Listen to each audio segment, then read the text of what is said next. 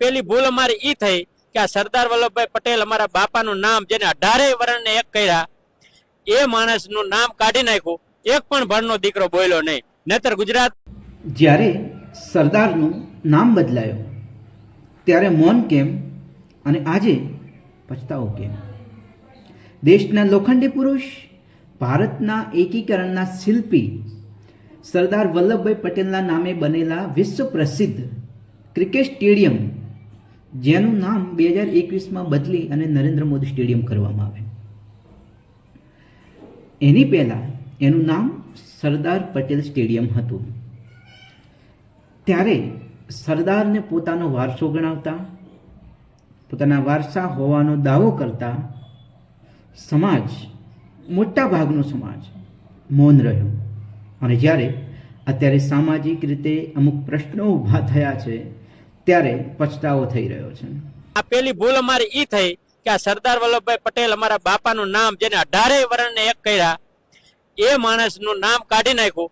એક પણ ભણનો દીકરો બોલ્યો નહીં. નહીતર ગુજરાતમાં જે પાટીદારો, જે ધારાસભ્યો, સંસદ સભ્યો છે, ગુજરાતની સરકાર પડી જાય જો એમ કે અમારા બાપાનું નામ કાઢો. પણ નમાલા, નપુસંક અને માયકાંગલાઓથી કોઈ ક્રાંતિ ન આવે માટે એ લોકોને એમ. જ્યારે અમારા બાપનું નામ બદલાયું ત્યારે અમે ચૂપ રહ્યા, એ અમારી સૌથી મોટી ભૂલ હતી.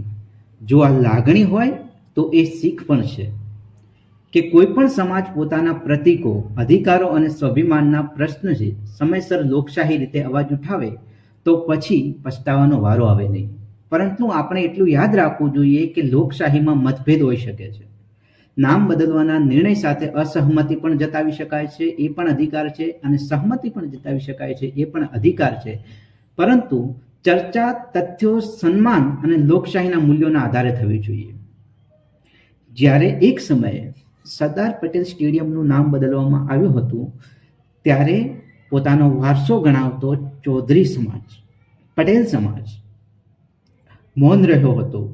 આ સત્તામાં બેઠેલા એ સમાજના સાંસદો, ધારાસભ્યો મૌન રહ્યા હતા. જો એ સમયે આ લોકોએ અવાજ ઉઠાવ્યો હોત તો કદાચ આ પરિસ્થિતિ ઊભી થઈ હોત નહીં.